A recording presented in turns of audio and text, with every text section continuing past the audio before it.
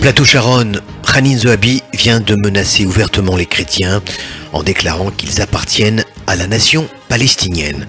Que lui répondez-vous? J'ai pas besoin de dire que cette décision de la Cour suprême me reste en travers de la gorge. Le pays a été presque un peu divisé. Des gauchistes de renom et ont insisté de différentes façons pour que la Cour suprême prenne une décision, pour influencer, si vous voulez, quelque part la Cour suprême, pour qu'elle prenne une décision en faveur de Zohabi. Et ça, c'est une chose que je m'explique mal. Mais vous allez reconnaître les noms des gens. Appel d'intellectuels israéliens en faveur de Zohabi, vous vous rendez compte? Alors, après les remous qui ont suivi la séance de la Cour suprême sur l'invalidation de Hanin Zohabi, la radio israélienne a invité Zohabi à s'exprimer. Et alors, elle s'est exprimée avec un culot manifeste, arrogante, elle qui a été et qui est l'ennemi permanent de notre pays. Mais, ce que je déplore encore plus, c'est l'appel d'intellectuels israéliens dont je vais vous rappeler quelques noms. Les signataires sont Ami Ayalon, Ayel Dayan, Shlomo Gazit, Alon Lief, professeur Yehuda Boer, professeur Zev Sternel, qui avait soutenu le terrorisme contre les Juifs habitant en Judée-Samarie, professeur Yemiaou Yovel, Talia Sasson, la fameuse, Yoram Kanuik, Yeshua Sobol, Amos Gitaï, Harry Fullman, la chanteuse Noah, etc., etc.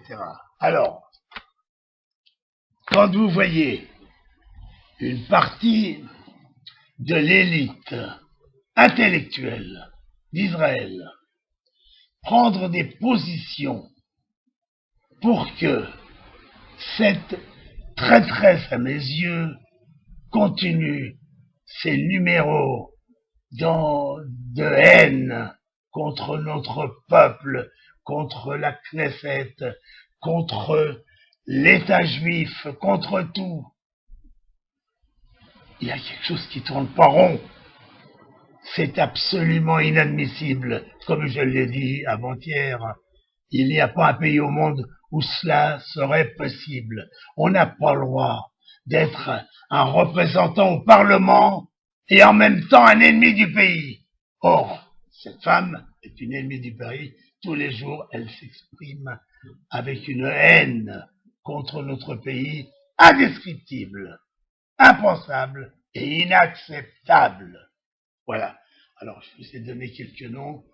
Certainement que vous avez reconnu beaucoup de gens parmi ces célébrités, parce que je vous ai fait là, si vous voulez, une brochette de célébrités, et j'en ai honte moi-même que des juifs soutiennent le terrorisme, la haine, le crime, les attentats, la destruction de familles, la destruction d'enfants.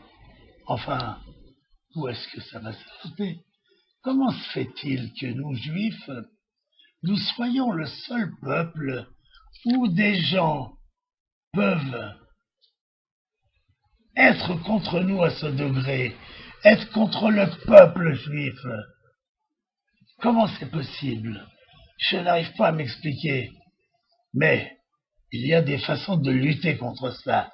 Il faut absolument que des lois soient votées. Il y a des choses qui sont impensables. On ne peut pas être député et être contre le pays, traiter le pays de nazi, dire que le fonctionnement d'Israël est parallèle à celui du système germanique.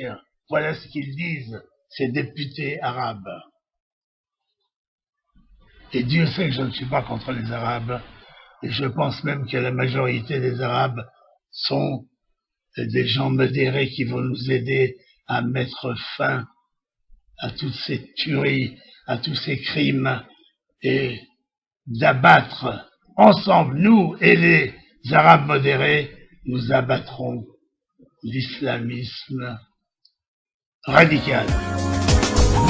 Dizengoff Center, l'espace commercial le plus vaste et le plus diversifié d'Israël. Dizengoff Center, une destination à ne surtout pas manquer lors de vos prochains séjours à Tel Aviv.